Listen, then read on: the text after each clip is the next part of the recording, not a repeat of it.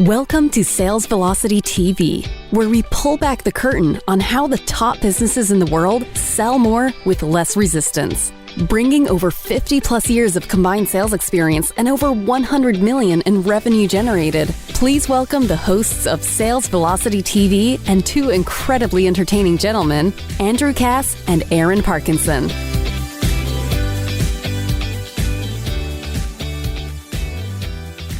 Welcome back, everybody, to another episode of Sales Velocity TV. I'm Andrew, that's Aaron, and we are talking about mental toughness today. And Aaron, as promised in the last episode, I'm chuckling here. The topic of mental toughness in a mentally untough world couldn't come at a better time, in my view. Yeah, I mean, we're going to talk a little bit about State of the Union, but mental toughness is one of those things that I think is so underrated, and we talk about it in my house all the time, myself and my wife, and I think our parents and our parents' parents have been talking about this topic. Every generation we feel like is getting softer, right? Our parents probably said it about us. Man. I don't think there's any argument there. Even from the softest of the soft, I think they would admit that if you look at when we grew up in the 80s and then the 90s and now we're in 2021, it's like, I don't know. I mean, it's things are too easy and people are too easily offended. And, we're not talking toughness, by the way, today, everybody, from like a tough guy standpoint. We're talking about it from just a mentally strong ability to persevere standpoint. And durability. A big difference. And durability, yeah. Standpoint, right? Because you and Andrew, you and I talk about how, business is a lot like sports, right? Yes, and you and I were big sports guys, right?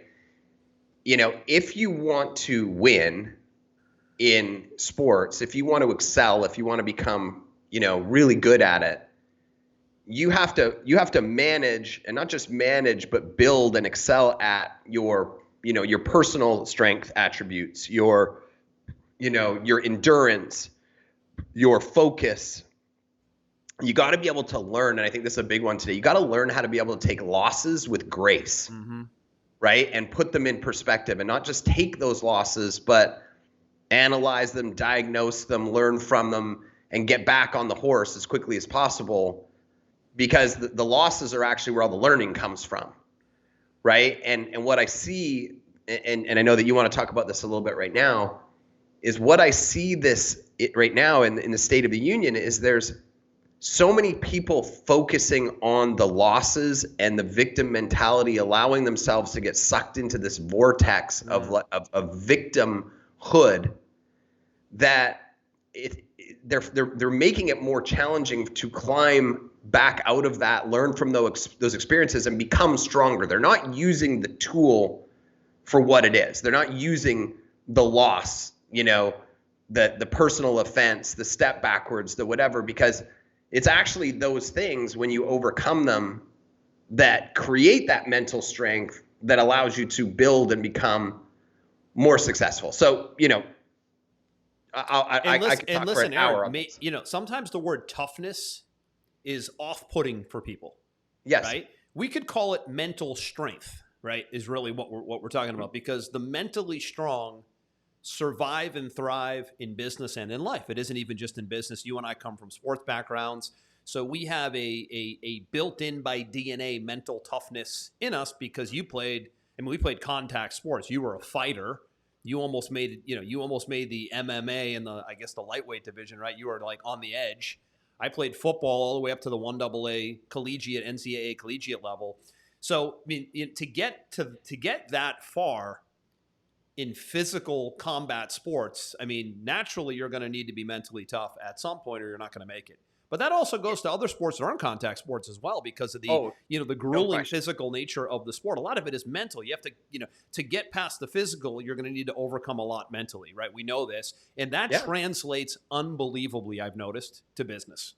Yeah, and you bring up a good point, because my wife used to say to me, I've never met such a bunch of babies as fighters, right? Really? And so I think when we look at somebody who's in the UFC, which is what I was trying to get into, and you look at those guys, you think, oh my God, they're assassins. They feel no pain. They're mentally tough guys. And I can tell you that, like, the very first pro fight I had in front of 2,500 people, I won it. Key point here, I won it.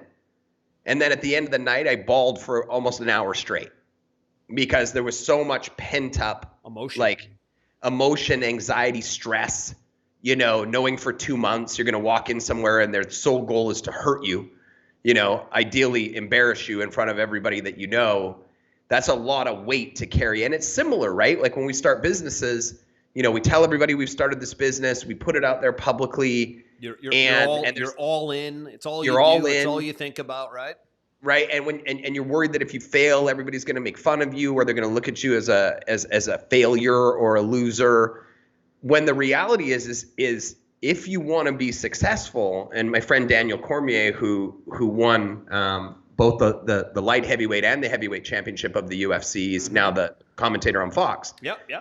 He used to have a slogan on all of his shirts that said, "Embrace the grind."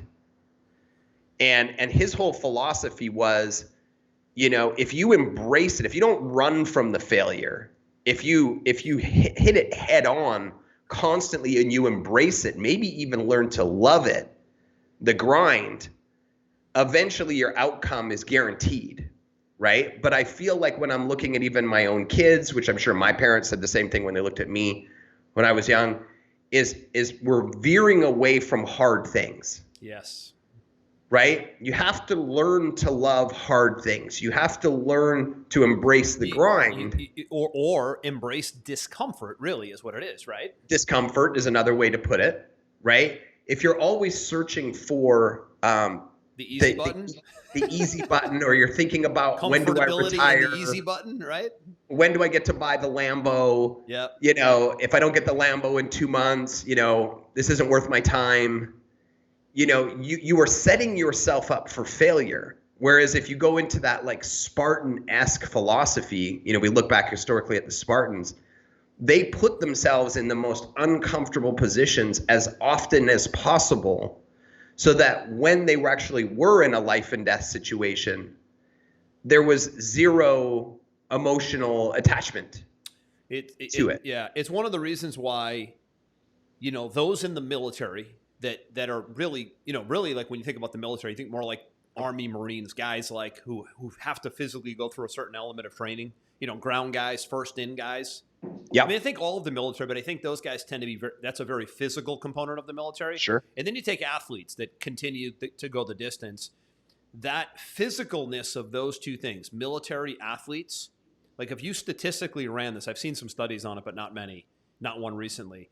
Those people, military athletes, when you transfer into life, business, entrepreneurship, employment, getting a job, like they just tend to be way more resilient. Durable. Yeah, more resilient, durable, and they don't unshakable. They don't stay down when they get knocked down as well. So that's one of the reasons why, for me as a parent and you as a parent, you have 3 kids, I have 2 kids.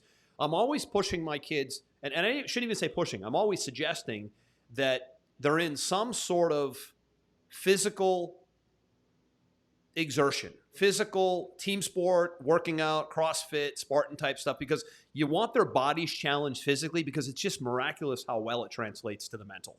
It really is. I've never seen anything like it. It's one of the reasons why to this day at 47, geez, I'll be 48 in 2021. I'm still working out as hard as I ever have. And it's like, people are like, for who? Right? Like when you look at guys like us that have been doing it since 14, 15 years old, athletes too, you carry that habit with you into life where it's almost become part of your DNA. And that translates, the physical translates so well to the mental. And and you bring up a good point there, because like people are like, why, right? Why do you still have a 6-pack? Why do you have 8% body fat? Why, right? Of course, it's because you want to look good. If you look good, you feel good and all those things. We all know. But I think you're on the same page as me, where I do it not to look good. I do it to keep my edge of consistently forcing myself to do uncomfortable things. Yes. So that I have the reservoir mentally when something bad is going to happen. Because if you want to succeed in business, if you want to succeed in sales, if you want to succeed in anything, it is not a maybe. It is an inevitability that you are going to face some seriously tough times. No question. There's nobody I know in business. Nope. That just one day they got a degree, they opened a business, they put the open sign on the door, and it was just a straight vertical climb all the way to the Lambos and the mansion, and they were like, "Thank you very much." I don't know a single person. Nothing but a Hollywood story right there, right?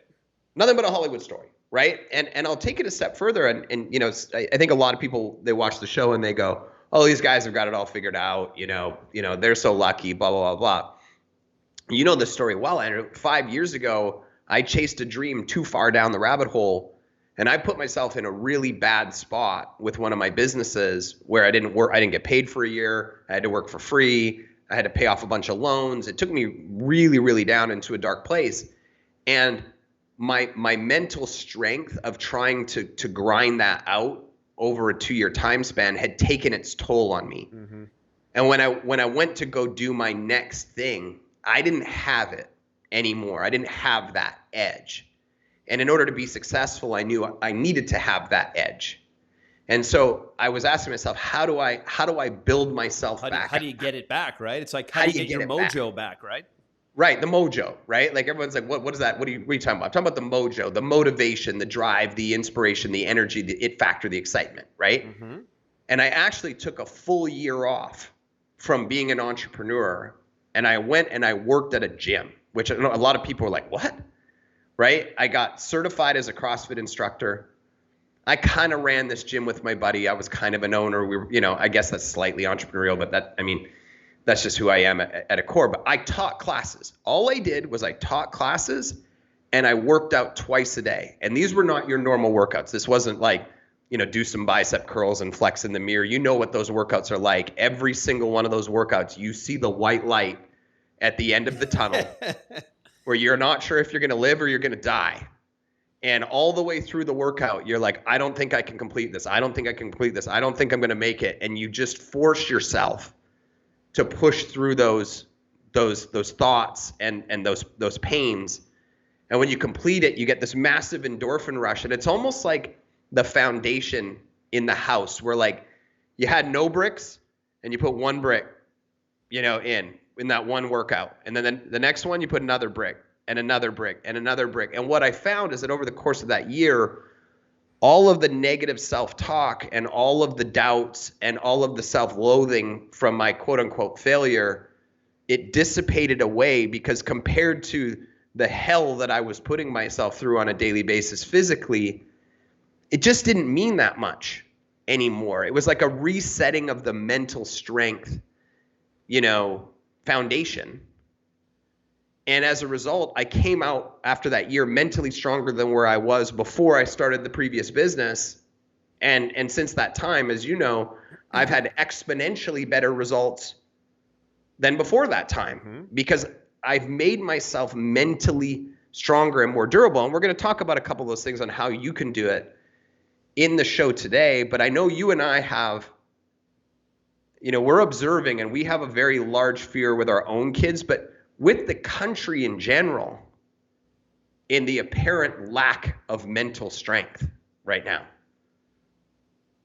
Maybe you want to talk. It's sheer. Talk a little to that. It's you're putting it nicely. I mean, it's like sheer weakness now. I mean, like I'm not seeing lack of mental strength or lack of mental toughness. I'm seeing sheer weakness in a lot of areas. From a leadership standpoint, from politics to certain business leaders to the way certain school systems are run, like you're seeing sheer weakness. Nobody's standing up for what they believe like they used to. No one really, I shouldn't say no one, many not taking a stance, or many taking a stance because they're pressured to take a stance because of a political party or a belief system or funding getting held up. Like this is the kind of stuff that I look into deeply, and it's extremely concerning. You don't live in the U.S. I grew up in the U.S. You're from Canada. You're on the Cayman Islands now, so you're like kind of like on the outside looking in, right? Like you're in an interesting place that I think a lot of people might wish they were at certain times because, and COVID has basically, the whole pandemic thing has really just intensified everything and put everybody on edge. It's made everything just a lot. It's rightfully so, right? it's put people in a very, tense situation. So it's made other things that maybe wouldn't get to people before getting to them now, because naturally it's been a tough year. Everybody's sort of on edge for the most part. Businesses and families and lives have been adjusted for many, for most. And, we're fortunately coming out of that right now with things opening back up in most parts of the world. But that's put people on edge, rightfully so, right? We were headed there anyways, but COVID obviously intensified it and put people on edge. But it's concerning because now I'm seeing it, and this is a show on business, so we're going to translate this to business. The thing that concerns me the most, Aaron, is I'm seeing it so much now inside of big companies.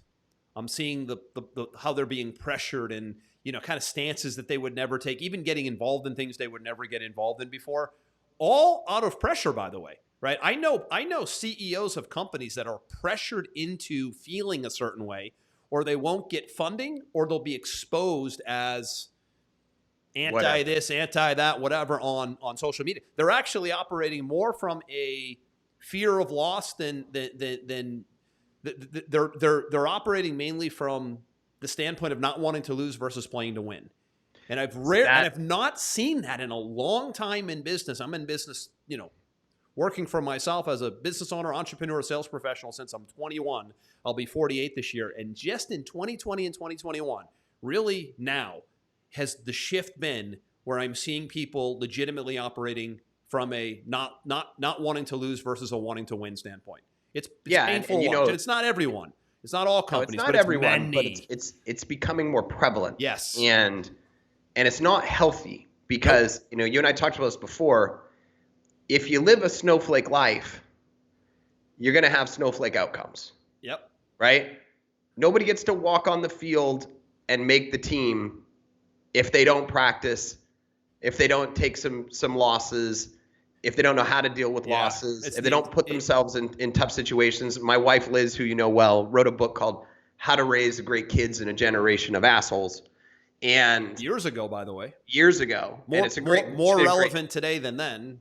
It may be more relevant. And there's a whole chapter around the participation ribbon nonsense. Yep. That's not helping our kids. It's not helping our society. It's a short-term way to make people feel good that long-term undermines their success. Perfectly put. Right? It's a Band-Aid. It's the Band-Aid, right? If you want to be successful, you have to learn how to embrace hard things, hard challenges, hard decisions. And if you do that long enough, things become easier. Mm-hmm. And it's not because the thing became easier. It's because you became more durable and resilient to the outside variables. Right. Yeah. It's kind of what's that saying that pain of discipline versus the pain of regret, right? So experience the pain now or experience regret later. I don't remember how it's put exactly, but it is all about that is what sacrifices and what kind of discomfort I can endure now so I can live a more comfortable life later on, right? There's so many great quotes about hard times make hard men. Yep. Leaders are forged in fire. There is no way around getting what you want in business or in life without learning how to embrace and learn from hard things and just accept that it's going to be part of your reality, or, right, hang it up and go play the easier game. But don't play the easier game and then whine about why, you didn't finish first, why you didn't make more money, why you weren't be able to take more vacations, why you couldn't get onto the stock exchange, whatever the thing is that you think is the cool trophy. Yep. At the end of the road. Everybody has to pay the piper. Nobody gets there with the easy button. I keep saying to my family, I'm still looking for the easy button. I don't remember that commercial. I think it was like a Staples commercial. The Staples commercial where they were like, the red easy button. Just push the easy button, right? Yep. I'm still looking for it. I can't find it. Let me tell you something, Aaron. This doesn't help the situation right here, right? The iPhone culture, the mobile device culture. So I'll tell you a funny story. Yesterday, I did it was Fathers and Education Day in the public school systems in Florida. So I volunteered to do, like the father would have to do like a Zoom presentation to the class. So my daughter's class, first grade class, bunch of 6 and 7-year-olds, 20 kids in the class, all live in the class, thank God, right? But I tried to get in there in person, but it had to be on Zoom. I was like itching to say, no, I want to do this in person, but of course, guidelines right now wouldn't let me. It's insane. So I did it on Zoom, and I did it on. It's funny, I did it on just this. So I wasn't even planning on talking about this, but my presentation was on the importance of exercise and physical fitness as a part of life, and starting it at a young age, so that the body can function better, the mind functions better, they do better in school, they can play better. So all the reasons we talk about. And obviously, at the end of the day, it's because we know that if there's an exercise or a physical fitness regimen at an early age, it's going to create a healthier child and a more resilient child and a more mentally tough child, right? And that was kind of the message. And the funny part about it was like, I was really trying to get the kids to not be on this as much, but be out there using their hands and their legs and their minds more, not their devices more. Really, that was the outcome of what I was talking about. So this really has been the crutch in all of it, in my view. Is it's so easy to default to the device. The device makes things easier. It creates lack of physical fitness, which creates lack of resiliency, and it all carries into life and into organizations. It's a downward spiral right now. And there's nothing we can do about it, but what you can do about it is be aware of it and catch it. Everything's about awareness, right? You can't change a lot what's going on, but you can be aware of it and you can pivot.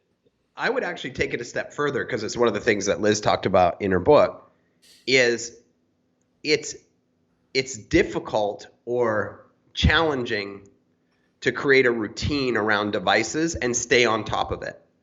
Because I have 3 kids, right? You have kids. Right? When you've finished work and you're tired and whatever, I mean, a lot of times you don't even really want to talk to your kids. You're like, I mean, let's be honest. There's certain nights where you're like, just not right? Yeah. And so if they're off, with their face in a screen, for 7 hours, in the back of your head, they shouldn't be, but you're really like, man, I'm too tired to deal with that right now. It's about embracing difficult things. It's now on you to go and get them off and get them in a routine and get them experiencing things other than being stuck to there. And that's now on you. Yep. Right. Yep. That's exactly on you as a parent. And I know it's hard. I deal with the same things myself, where I'm like, oh man, I like a Saturday and I look at the clock and I'm like, my kid has literally got up at 7 a.m. It's 2 p.m. and they've been on their computer their entire time. That is absolutely unacceptable. Totally. That's on me. That's right. Right. I got to embrace that challenge to go and deal with that situation, even though maybe I don't want to, right? And I got to do it routinely. Yeah. Right. Yeah, we're up against a lot today as parents that our parents were not up against. No, right? From a tech and the great thing is that we, as a species, we've never had an easier time to exist, right? And the COVID thing aside, take that anomaly out. If you look at the overall abundance, employment, health, longevity, access to education, all of these technology. Things. There's the crime rate. Yeah. Like, look at the math. Don't listen to the media. Go look at actual math. There was a great book. Math. Imagine that, right? Science right? I can't remember what the book was called. It was put out a couple years ago. It might have been called like Abundance or something like that. And it was it was mathematically talking about how Peter Diamandis, right? Yeah, I think so. Yeah. Yeah. It was talking about how this is the greatest time in history from health, wealth, longevity. Abundance everywhere. Yeah, exactly. Everything. Now, the problem with that, I was just talking to one of our good friends right before this, Jeff Lerner. He was saying that when you start to become overly fulfilled, the root word of that is full, right? So when you're full, what are you not? You're not hungry. Right? And because things have become so easy comparatively, so accessible, especially in the United States over the last 20 years, there's not a need. Like our family, like the need was you got to go out in the field and you got to farm 14 hours a day or we're not eating, right? So the need was built in, but the need is not necessarily built in to the same degree anymore. So you have to become self-motivated. You have to become mentally tough. You've got to become durable. You have to be the driver, because the environment is no longer the driver that it was 50 years ago. Right? So let's talk a little bit about, the points that we wanted to talk about. The first thing that you have to define, right, is what mental toughness means to you, right? If you look at like the West Point Army cadets, that means, finishing, sorry, I bumped my microphone. That means finishing an entire summer of beast barracks, right? You might be like, I'm not doing an entire summer of beast barracks. I'm not a cadet. Okay, cool. I understand that, right? But that doesn't mean that you can't start with something else, right? For you, it might be going 1 month without missing a workout. It might mean starting a workout routine for some people. They don't even have one, right? It might mean going just 1 week without eating processed or packaged food, right? I know this is a big one for you, Jeez. Andrew, right? I mean, talk about the amount of garbage that people are eating these days and how it affects their body chemistry and their mind. More so, not to get on a tangent, it's disrupting their entire hormone system, which is a whole different conversation. And we all know this is the truth. It's one of those things that everybody just knows it, and they're like, yeah, I'll kind of get to it or I'll do it. And it's like, I don't want to, right? I don't want to embrace the hard thing. But if you start to embrace these hard things one by one, the outcome is you become mentally tougher due to the sacrifice, that you're making, right? It might be delivering your work ahead of schedule for 2 days in a row. It might be meditating every morning for a week, right? It could be grinding out one extra rep at the gym. It could be calling one friend to catch up every Saturday this month. I mean, we're not talking about just physical here. We're talking about getting into a rhythm of doing things that you should be doing, even though it doesn't work with your life, your calendar, your schedule, right? It's about just saying, I'm going to do this for a week, a month, a year, to prove to myself that I'm mentally strong enough to achieve it. Yeah, to pull it off. It's doing something that takes you out of the comfort zone. Listen, outside of fitness and physical, which I think is a big piece of it, we talk about it a lot, it could be the book. What if you made a commitment to read a book in print during this week or during this month? You have a goal and a commitment to read a book. You have a goal and a commitment maybe to, I don't know, only eat red meat once a week instead of 5 days a week. Like things that are going to be tough. It's almost like you play this little game with yourself. And that's what I think a lot of people do, like us that are former athletes, where we continue to play the game with ourselves. Like, can we still push it? Can we still test it? Can we still go there? Like, I'm still pushing it and testing it at 47, and I'm enjoying the fact that I'm usually outperforming 37-year-olds. Like, for me, that's the game, right? Like, what is it because a lot of people won't be able to relate to fitness or athletics or the military like we talked about, and it might have to be something else. So in business and in sales, what is it that you can push yourself and the organization to do that's different and uncomfortable that might make people, really kind of squirm a little bit? But the outcome could be a huge step up for the organization, right? Different way to present, different way to sell, maybe different way to get leads, maybe a different way to operate the business, right? I have a group of clients right now that come in and meet with me once a month in our mastermind group, and they're all installing different processes into their business that the organization usually like resists at first, but it's 2 steps back to take 4 steps forward, right? They're doing operational things that are going to allow the business to grow and operate better. But in the meantime, it's going to piss people off and make them really uncomfortable. You see what we're doing here? So you can take this physical fitness thing and this mindset thing we're talking about, and you can do it inside of the business. You can install different elements of the business that shake up the business, disrupt it in a way, right? Right. It's good to go in and disrupt things, make things really uncomfortable and awkward, because you know that if you can persevere through it, the end result of that could be pretty powerful long term. Right. I mean, what if you made a decision to call one former business associate per day for the next month to just catch up with them for 30 minutes? Right? When you go, I don't have the time. Awkward, uncomfortable, I don't want to do it. But man, what if you like track that for 3 months and all of a sudden you made like 20 and 30 brand new networking type contacts that who knows where it leads to? I know exactly where it leads to, because that's exactly what I did, Andrew. When after I did the whole physical fitness thing for a year, my only goal was to connect with 50 people in my network over the next 30 days. And I just popped on Zoom and reached out to see where it leads, right? just to talk to them, see where they're at, see where their challenges are at, see if maybe there was an opportunity. And I just called them to catch up, and a whole about $50,000 a month in revenue and opportunities came out of that one mentally challenging, uncomfortable thing to do. Right? It would have just been easier to just sit there and wait for something to come to me, but no, I embraced it. And then once that happened, what happened? I put another brick in the foundation where my mind went, I could do that anytime I want. Mm-hmm. Right? So now confidence got built, energy got built, excitement got built, and that's sort of number two on this. It's a really good example though. Like that one thing, that's a specific. I'll give you another one, right? So that's a really good specific. So another one that you and I both together push clients and members and to do is go learn how to efficiently run ads on Facebook, Instagram, or YouTube. Most people have never done it.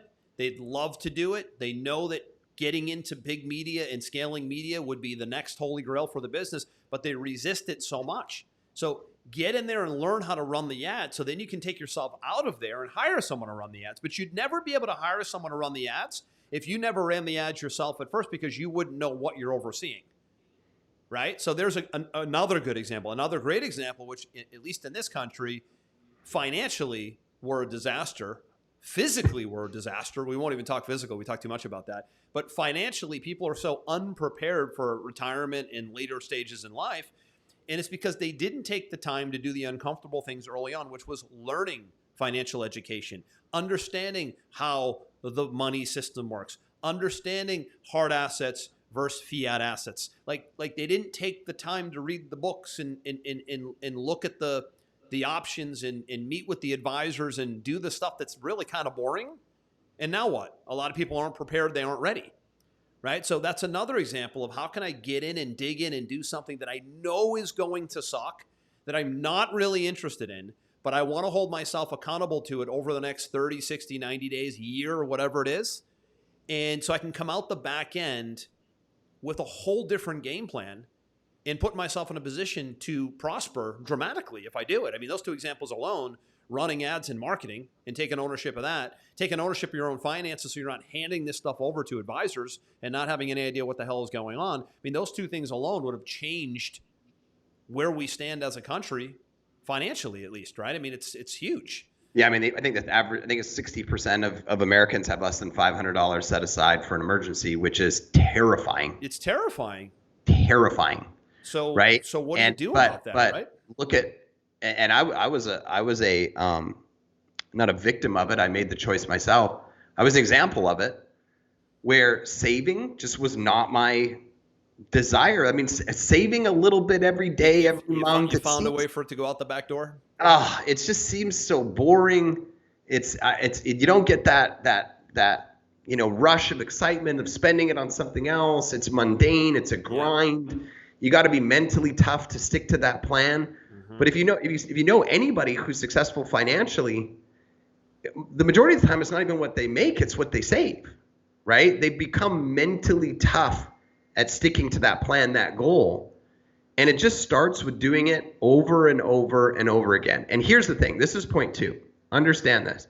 No matter what you start with, whatever challenge you put in front of yourself, whether it's I'm going to save $1 a day for the next 30 days and set it aside, and I'm not going to break from that pattern, or I'm going to go work out 5 days a week for the next month, and I'm for 1 hour a day, and I'm not gonna break away from it. I'm gonna make sure that our family has dinner at the dinner table together, no devices every day during the week. That's a great one, by the way. That's a beauty. Right? Like, whatever you ultimately decide to start putting as these challenges in front of yourself, mental toughness is a muscle. That's really the only way I can describe it. We talk a lot about the physical side creating that, but mental toughness is a muscle. Once you habitualize doing hard things, right, it becomes easier to do hard things. In fact, hard things actually become easy things, which then allows you to move up to the next level where things with even bigger reward become available to you because you're strengthened. to be able to take those on, where most people would crumble under the pressure. They would crumble under the expectations. And you like a Spartan mentally are ready to take on that challenge. The more you can put David Goggins is a great example of this. I don't know if you follow David Goggins, Andrew. Do you know who that is? No. Or do you know the Iron Cowboy, James? Right? So James, I'll talk about James instead of Goggins right now. But James, right? So James made a decision, the Iron Cowboy, about 6 or 7 years ago now. He was a triathlete. He made a decision that he was going to do a triathlon every day, right? The marathon, the biking, and the running, every day for 50 days straight in 50 different states. Wrap your mind around that for a second. The majority of the world will never run a marathon in their entire life. He was doing a triathlon, the marathon plus the whatever 100-mile bike ride plus the 2.5-mile swim. Every single day for 50 days straight in 50 different states. When he crafted this idea, doctors told him, you will die. The human body is not capable of doing that. You will die. And he had some serious challenges along the way, but he pulled it off. Right now, he basically set the 5-minute mile or whatever that initially was, the benchmark, the 4-minute mile, whatever that benchmark was. He's now set that in the triathlon world for himself. So right now he's in the middle of a new challenge. It's 100 in 100 days. 100 triathlons. Which overall, I mean, I respect the mindset, but it's really not smart. The point is, you talk about his mental strength that he keeps building on is off the charts. David Goggins is another one. He's the only one who's ever gone through and qualified in the Navy SEALs training, in the Ranger training, and in the Green Beret training. Damn. And if you follow Goggins, he's just a complete savage. He's got a book called Can't Hurt Me, where he puts himself into these awful positions, 100-mile races through the desert, all these crazy things, because the more he does that, the more mentally strong he becomes, the more durable he becomes. Everything in his life becomes easier, right? Those are two great examples. I think you hit the nail on the head, though, is when you deliberately put yourself into a uncomfortable situation, that's over and over again. Yeah, and you keep doing it. See, now what happens later in life is you stop doing that. You get older, you get a little slower, and we stop putting, but you got to fight it. I mean, if you don't fight the fight, you don't fight the fight, right? So at the end of the day, you got to fight the fight. I mean, as you get older, everything's going to start trailing off. You can let it happen, or you can fight it and continue to balance it out, right? So if you look at from a physical standpoint, our muscle mass is deteriorating by the year. Our brain capabilities are deteriorating by the year, right? So as a business owner, as a sales professional, if you just keep doing things the same way, you're probably going to get the same results, and they're probably going to start trailing off. So how do you get yourself into constant and different uncomfortable situations in the business? Maybe it's hiring a coach or a consultant. Maybe it's going to the events that you need to go to, but you don't like being around people. You're not big on the networking, but maybe it's putting yourself in situations to go to events. Give you a good example. I was called early on when I met you, around the time I met you, 2007-ish, to speak publicly at big events. I wasn't expecting it. I was called to do it. I was asked to do it. And I was like, man, that's like the thing I fear the most as a young guy. So I immediately got into Toastmasters and public speaking training, and I just kept putting myself into the most uncomfortable situations where I had to go learn how to stand in front of a room and speak, so that when I got to bigger stages, I wasn't just showing up unprepared. And the training of public speaking, for example, which a lot of business owners go through, is really, really uncomfortable. We did one in New York City together called Speak Easy, which is a premier 2-day public speaking program for professionals who are like coming out of sports or business and they're going into TV or speaking, and they videotape you for 2 straight days. And it's one of like the most terrifying things. You realize they review you and they break you down in front of other people. I'm doing all that shit on video. I'm moving that much. My hand. You don't realize the things you're doing, or the verbal graffiti that you're using, the ums and the ahs and all this moving. People are everywhere with their words in their body. And what that training does is it grounds the body and it grounds the verbiage, right? Because the verbiage gets, you hear people, you know, you know, it's called verbal graffiti in speaking, right? And then their body is everywhere. So if you get the body right, the body language, and then you get the verbal language right, then you're an eloquent speaker, right? That is a really, really, really tough thing to go through. But man, the end result of being able to speak physically present in front of a room or on a Zoom like we're doing right now, or on a show like we're doing right now, and to communicate without all the verbal graffiti and to be able to have that cadence is one of the most important skills in business. It's communication, and it's ultimately leadership. I've never seen a really good leader be a really bad communicator.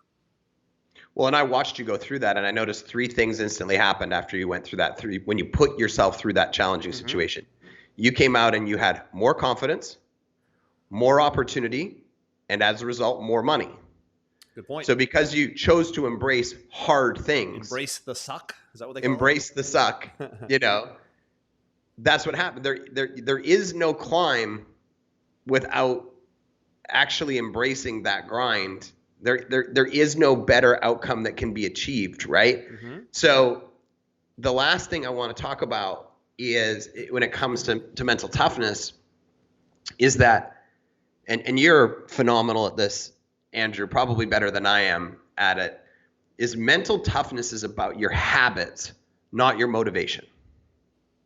Right? A lot of people think mental toughness is about motivation, but the problem is that motivation is fickle. It comes and it goes. Willpower comes and goes, right? Mental toughness, it's not about getting some like shot of courage or inspiration. It's about finding the daily habits that allow you to stick to a schedule and overcome challenges and distractions over and over and over and over and over again, right? Do hard things, right? That's it. It's about being able to consistently do that. Mentally tough people don't have to be more talented or intelligent. They just have to be more consistent, right? They develop systems that help them focus on important stuff, regardless of how many obstacles life puts in front of them.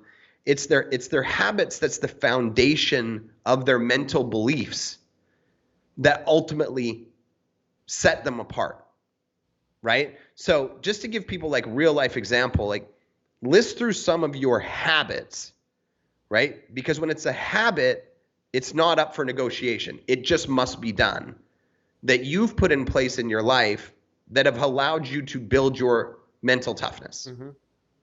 So maybe share with the watchers and the listeners some of your habits. And I can tell you some if you can't even pull them off your head because I know them. Because I know I might be oblivious to them, right? Unconscious to them. But I think you make a good point that I wanted to piggyback on, and that's the whole regimen and system thing, right? When you operate, and we're routine based as humans, we're routine based, right? Like we perform better. That's why kids do so well on a routine, right? When kids are off routine, they suffer, right? Statistically, they need to be eating at a certain time, same path. But so do adults, and adults get off the routines later in life. And that's the big lesson here, is that if you have routines that you plug into, then you don't have to think about pushing yourself to do something you don't want to do, because it becomes a habit.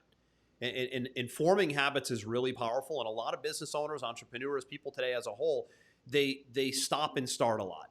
They do things, they stop, they get back on the track. They never develop a habit, and then they never develop the momentum that comes with the habit, and they miss out on a lot of opportunity. And I think that's the big lesson today, is to be mentally strong, mentally tough, resilient.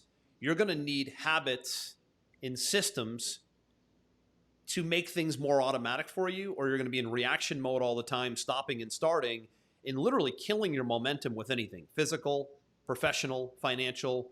You'll kill your momentum. And that's at the end of the day, if we interrupt momentum, pretty much nothing good can happen. Right. And I want to give some people some real life examples, because I know you were like, oh man, did I dodge that question? You 100% dodged it. But I know that was by design. I kind of knew what I was doing. I knew you were trying to, but I wasn't going to let you off. I knew you wouldn't. Nobody. Yeah, I can't get past you. Right. So number one, you do something that I don't, which I think is incredible. How many times do you go an entire day without eating meat per week? How many times what? How many days per week do you go? I can't remember the number. without eating any meat? Because I know you have at least one day a week where you don't eat any meat at all. I like to try to go a couple days a week where I don't have any animal meat, including fish. So it would be all vegetarian-based, protein shakes, nuts, seeds. I try to do that vegetarian/vegan day like 2 days a week. That's my goal. But which most people would be like, I don't want to do that. Even the one day would kill most people because you do run out of options and it's tough.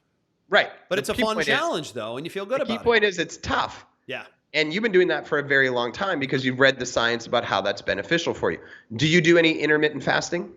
Yeah. Yeah, I probably not as much as I'd like because I require so much food and calories with the intensity of the workout that I'm in right now. But ideally, I probably eat during about a 10-hour window and not during about a 14-hour window. So that's a form of intermittent fasting. And then there's certain days where I'll do like an 18 to 20-hour fast, just coffee, things like that. And most people, that would be extremely challenging for them, but that's a habit you've built over time. I do the same thing. I go 14 hours between eating. Yeah, because I've seen all the studies benefits. Are astronomical on what's called. I'm drawing a blank on what it's called. It's really just timed eating. It's fasting windows. Right. And I'm on, and there's another, so how many workouts a week do you do that's non-negotiable for you? Well, my routine is every other day that's non-negotiable. And then sometimes so I give myself a buffer. I'm pretty good with this because I've been doing it for so long. So every other day on my strength training workout is non-negotiable. But the negotiables are in the middle. If I want to squeeze in a little cardio or a little yoga in between, I have leverage to maybe if I don't feel great one day, I'll skip it, maybe do it that next off day. So I'm pretty good with myself. I think people where they make the mistake is they train anyways all the time, and they'll train through signals that maybe say you shouldn't train. Right? And I think you got to be smart too. And there's a lot of people that are not smart about this. You have to be really smart about this. So I have negotiables, but I'm not going to say I'm going to train 7 days a week no matter what. No, actually I'm not, because I don't want to get sick.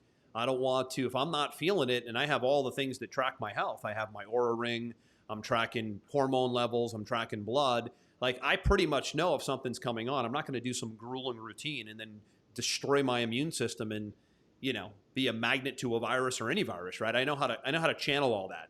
Right, but the every other day is non-negotiable for you. That's a thing that most people, again, that would be challenging for them. They'd have to become more mentally tough to stick that. I also know, I think you check your blood, you do a full blood panel every 6 months, right? 3 times a year, even more. 3 times a year. Yeah. Okay. Most people don't do it one time a year. Those are full metabolic panels that look at everything from hormones to cholesterol levels, to inflammation levels. I mean, your metabolic panel is going to tell you where you stand. And frankly, it's going to tell you if you need pharmaceuticals or not, if you need vaccines or not. I mean, that stuff is for people who don't know where they stand. You may be a candidate for a pharmaceutical. You may not be, based on metabolic panels, which a lot of people don't know about. Right. And you do those every 3 months, which again, people are like, oh my God, where would you get the time? You got to go to the doctor. You got to evaluate it. You got to da. Yeah, it's not easy, but we're talking about high levels of performance, right? We're even from a work standpoint, I know you work X amount of hours a day and you take the weekends off. You are very militant in your structure that most people would not be willing to take that on. Like for me, an example is I sleep 9 hours a night every single night. You know that. We did a whole episode on that, didn't we? That was funny. Yeah. Like, are you still really at the 9 hours a night, or are you like sometimes at 9 hours a night? No, I'm 9 hours every single night, without question, because I know how my body operates, right? But then I get up and see that right there is a very impressive discipline too. That's a tough one because people have a hard time shutting down at night and just turning it off. That probably took a long time of going through that discomfort for you, right? It did, because I got to turn all screens off at a certain time. I can't let myself get sucked back into work. Exactly. I can't put things in my schedule first thing in the morning that would disrupt me getting up early. I know that I'm optimized in that. And everyone's like, I wish I could sleep 9 hours a night. You can sleep 9 hours a night. You have to be structured and habitual. You really have to systemize that, like we're talking about. Right. You have to put that in place, right? Yep. I work out every Saturday morning in addition to my weekly workouts because I feel good about myself. I feel good about the environment that I'm around, which means I can't go out and get all loose on a Friday night, like most people do, because the workout's at 8 a.m. Right? It's a non-negotiable, right? It's a non-negotiable. I'm making the sacrifice for what I want to accomplish. But you don't have the key thing, and I want to leave this with people today because we're closing in at the top of the hour. Right? When you hear all these things, the human response is to say, I could never do that. I could never do all that. Good God, no way. That's too much stuff. It doesn't work in my life, blah, blah, blah, blah. Start with one thing. Yeah. Start with one thing. If you're a soda drinker, switch to LaCroix for a week. Take the 1,000 calories and 10 pounds of sugar out for 1 week. See how you feel. No, geez, it's amazing that would even be a negotiable, right? It's insane. How prevalent that one is, right? Go for a 1 hour walk if you're not athletic and you're like, I could never go in the gym, I'm totally out of shape, blah, blah. Cool, man. Start with 1 hour movement a day of just moving. Movement. That's non-negotiable. Maybe it's first thing in the morning when you wake up. Maybe it's at night, right? How about this one? I mean, Andrew, I know this one threw you off big time when I first told you I started doing it. At 5 o'clock, all notifications go off on my phone. You can't Skype me. You can't text me. You can't WhatsApp me. You can't email notification. You can't do anything. I can though, right? My stuff. No, you cannot. Doesn't it? Don't I have the back door? I mean, I thought I won't see it. Man. So It must be. but that took me a long time to break that habit. But I found that it was not optimal for performance, and my addiction to my notifications was a problem. And I think that's a lot of people. This is probably a good one that's absolutely going to weaken you. You're right. That's a big one. It was an addiction. Is being accessible all the time is without question a weakness. We're talking about mental toughness. This is the exact opposite of it. The greatest weaknesses I see today is just unlimited accessibility. You need to shut down and be unaccessible at certain points throughout the day as a business owner, or you're not going to get any real work done. As a sales professional, you're not going to be engaged. As a business owner, you're not going to be able to do the things that require your undivided attention, like building new marketing campaigns, going out and speaking, going out and promoting the business, running the ad campaigns. You won't be able to do that if you're constantly pulled from Skype to Slack to text message to email to social media, because you're in stop and start mode. So really, I think the big thing from a productivity standpoint, I know we've talked a lot about physical. And by the way, if there's no physical regimen in your life, you're going to have a very hard time going the distance with enough energy and stamina to do anything. We could go do a whole episode on that. But I think it's obvious where we stand on the how important physical is to get to the mental. But really, this one right here, figuring out a way to shut down, and it's tough to do, like you said, at 5 p.m., and maybe having certain blocks of your day, 2 hours here, an hour here, 3 hours here, where nobody can get to you, and you're all in on the project or the task at hand. And that's it's militant. Funny that you just said that, because maybe I'll end with one more thing. The part of making yourself mentally tough is setting out your initiative, but when you fall off of it, which we all do, it's getting back onto it. Right? A lot of people, when they start something and they're doing well for a while and they fall off, they feel like they've failed, so they run away from it. Right? Nope. You haven't failed until you quit. True. Right? So the last 2 weeks, I found my schedule get all blown to hell. I think you and I were talking about it the other day. There was like we Wednesday. vented about this in episode 24. I'm not sure. Yeah, I had 11 Zoom calls scheduled on Wednesday. Who has 11 Zoom calls scheduled? This is stupid, right? Rather than succumb to it and be like, oh, this is just the way things are. Next week, I got up and I blocked out 8 a.m. to 11 a.m. in perpetuity on my calendar. And all it says is workout and big rocks. Time for you. Nobody's going to get to me in that window for the foreseeable future, because I want to work out. I want to come back when I'm clean and I'm ready. And I want to work on the big rocks in my business before I get pulled into the emails, the Zooms, the Skypes, or whatever. I'm commanding that this is my time. But I did that 4 other times this year. You mean you fell off that wagon but got back on? I fell off that wagon 4 times. It's not about failure. It's about constantly evaluating, resetting, and putting yourself back in the game, because there will be things that take you off of your perch, right? What is it that Vince Lombardi said back in the day? It's not how many times you fall, it's how many times you get back up. Right. That's part of great mental toughness. Vince Lombardi saying, and it's exactly what you said. And by the way, I think that's a great point to leave on, is that morning time. You talked about this a few episodes ago, the morning routine. The best thing that anybody can do, business owner, entrepreneur, corporate professional, is carve out some time in the morning where you make you strong physically and mentally, because it will set the tone for the whole day, the whole week, the whole month, eventually the whole year. But very few do it. They hop right into reactive mode. They jump out of bed at the last minute, and they're pulled in 6 or 7 different directions, and they're stressed and frantic as a result. I'm the same way. I make sure I lock in a couple hours in the morning for physical and mental, and then I'm ready for the day. And I can go way longer in the day, and I can go way deeper, and I can stay alert way longer, but not if I didn't take care of me first and make myself physically and mentally strong first in the morning. No way. And most people aren't doing it, so they're actually relatively weak later in the day because they're just drained. Yeah. They're drained because they haven't taken care of themselves first. And we're talking about mental toughness and resilience here. They don't have the resiliency to go the distance. And at the end of the day, this is all about energy. And if you don't have the energy to get through a day, a week, a month, you're on borrowed time.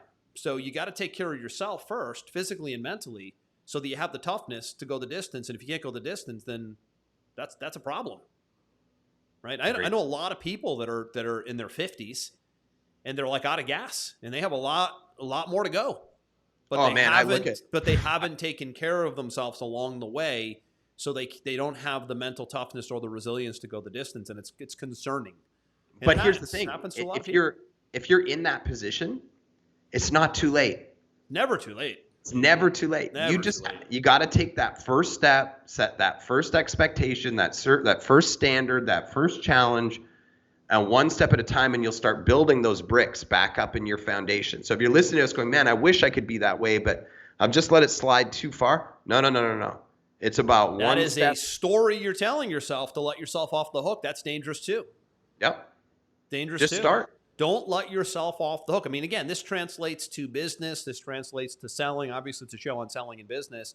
But it's interesting to me how much has to happen outside of the business to make you effective in the business. And much of that stems from physical and mental, and very few own those buckets. And they wonder why they struggle a lot in business and in selling and in business ownership or entrepreneurship, is they're just not taking good enough care of themselves mentally and physically. They're letting everybody get to them. They're all over the place, and they're just not effective. So this is all about being effective, right? Effective in selling, effective in business. And there's a lot you're going to have to do outside the business with yourself to become more effective in the business. And the elite know this. Like the elite CEOs know this. The elite athletes know this. The elite entertainers know this, right? We've talked in the past about the icons out there. You know, the Jedis in the night. That never seem to age. Like Tom Cruise still rocking 40 years of movies. Tony Robbins in his 60s still doing 10,000 person events. Tom Brady winning a 7th Super Bowl at 44. I mean, like that stuff is like, if you study those guys, and I do, I mean, I like to study people who've gone the distance now and then, not just now. And you look at these icons, you will see that everything we're talking about here today, they have routines and regimens for. They're routine and regimented people. They're not just kind of fly-by-night people, or they wouldn't be where they are. So if you struggle in business and selling and life and whatever, it doesn't make a difference. Most likely, you're in stop-and-go mode. You don't have systems. You don't have regimens. You don't have routines. You let yourself off the hook too much. And really, all of it is weakness. And it's not an insult to you. Don't take it personal. It's weakness because you haven't taken the time to draw a line in the sand to make yourself strong. I'm going to leave it with this quote. If you don't have a plan, the world will have a plan for you, and you probably won't like the outcome. Can't argue with that. Or as the saying goes, if you plan to fail, you fail to plan. So really, planning is everything. And getting a handle on this is as important as it gets. And I know we veered off a little bit today, off topic. We'll be back next week with more specific, selling and marketing strategies. But this is an important one because all of this brings it back into the day-to-day operations. What you do out there determines how well you do in here. Agreed. Where can people hear more of our shows? SalesVelocityTV.com takes you to our webpage where you can see all past episodes. You can download the podcast, the radio version of Sales Velocity TV on Amazon, Stitcher, Podfly, or Spotify, Google, Apple, all the different devices. So good stuff. People like to listen on the go. Do it. Join us live, always in the Sales Velocity TV Facebook group. We're live every single Friday at 11 a.m. Eastern, or catch us inside the audio version. That's Aaron. I'm Andrew. We'll see you next time.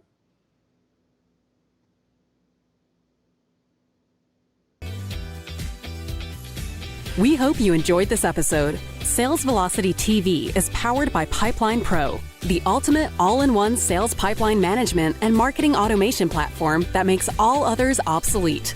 And we can prove it. Take a tour at gopipelinepro.com. See you on the next episode.